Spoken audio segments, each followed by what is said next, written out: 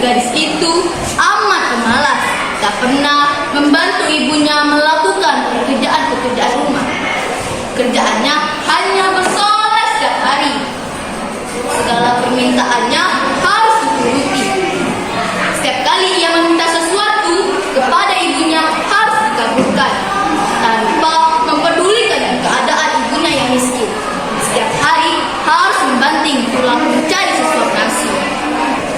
Suatu hari, seperti biasa, gadis itu mengurung dirinya di dalam kamarnya. Ia tak mau matahari merusak kulitnya. Ia enggan debu-debu mengotori wajahnya. Ibu! Bukankah sudah berulang kali aku bilang bahwa setiap aku bangun, ibu harus sudah menantang aku hingga rapi, menyediakan lulur, air hangat, dan minuman buah untukku. Kamu itu sudah besar, Nak. Kamu bisa mengerjakan itu sendiri. Ibu kan tahu aku lagi sibuk. Sang ibu hanya mengelus dada, hatinya gelisah. Kesibukan mempercantik diri, hanya itulah yang selalu dilakukan putrinya yang pemalas itu. Matahari mulai memancarkan sinarnya. Sang ibu mulai bersiap-siap untuk berangkat ke sawah untuk bekerja. Ia tidak lupa mengajak Darmi untuk membantunya di sawah.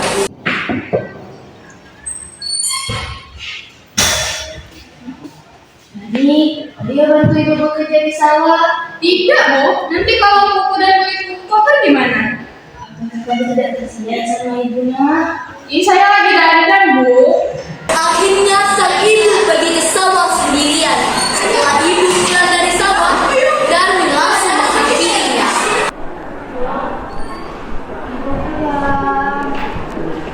Kuahnya mana? Nah, ini dia. Mana? Uang itu untuk membeli beras. Aku habis, Bu. Mesti beli yang baru. Kamu itu ternyata saja, tapi tidak pernah mau bekerja. Buahnya mana? Nah, ibu masih bekerja di sawah. Apa sih, Bu? Ibu kan sudah tua.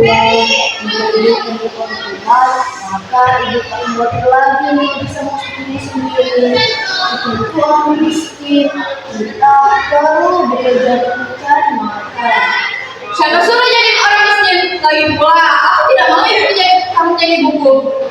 Baiklah anakku, ibu hanya memohon agar kamu tidak menyerumi dirimu di rumah.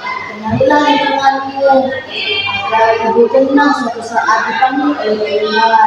Hari berganti hari, akhirnya sang anak mau menuruti kehendak ibunya. Ia tidak keberatan untuk kemanapun bersama sang ibu. Tapi anaknya ini mengajukan sebuah syarat bahwa ibunya tidak diperbolehkan untuk mengakui bahwa ia adalah ibunya di depan. Sebagai seorang ibu, tentulah hatinya terdiri sendiri. Namun, sang ibu pun menyetujui. Hingga pada suatu hari anak gadis itu diajak ibunya turun ke desa untuk berbelanja. Maka letaknya jauh dari tempat tinggal mereka. Anak gadis itu berjalan melenggang dengan memakai pakaian sangat bagus dan bersolek agar orang di jalan yang melihatnya akan mengagumi kecantikan. Ketika mereka mulai memasuki desa, orang-orang desa memandangi mereka. Mereka begitu terpesona melihat kecantikan anak gadis itu. Terutama anak pemuda desa yang tak kuat memuaskan memandang wajah gadis itu. Namun ketika melihat orang yang berjalan di belakang gadis itu, sungguh kontras keadaannya. Hal itu membuat orang bertanya-tanya. Coba lihat, wanita itu cantik sekali, bukan? Iya benar, wanita itu bagi bidadari surga dalam parasnya. Tak sanggup aku menahan untuk menatap keindahannya. Iya, bahkan wanita itu lebih cantik daripada bunga mawar. Tapi aku ingin tertarik untuk melihatnya. Tapi yang di belakang dia itu siapa? Entah siapa ya dia itu. Aku kasihan melihat wanita tua di belakangnya. Apa mungkin Jangan berpikir yang macam-macam. Gak baik juga yang tak baik. Mau kemana kamu? Aku mau berkenalan dengannya. Aku ikut.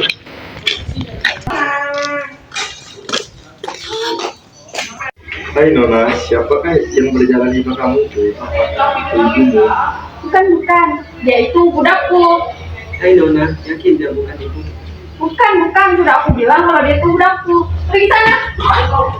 Astaga, jangan gitu. Hargai apa meskipun dia budakmu. Alangkah terkejutnya sang ibu mendengar itu. Hatinya menangis dan ia benar-benar tak berdaya menahan sakit. Ia berbisik dan memohon kepada Tuhan. Akhirnya si ibu pun berdoa. Ya Tuhan, hamba tak kuat nahan ini. Anak kandung hamba begitu teganya memperlakukan diri hamba sedemikian rupa. Ya Tuhan, hukumlah anak durhaka ini. Hukumlah dia. Atas kekuasaan Tuhan yang Maha Esa, perlahan-lahan tubuh gadis durhaka itu berubah menjadi batu. Perubahan itu dimulai dari kaki. Ketika perubahan itu telah mencapai setengah badan, anak gadis itu menangis memohon ampun kepada ibunya. Oh ibu, ampunilah saya, ampunilah kedurhakaan anakmu ini. Ibu, ampunilah anakmu.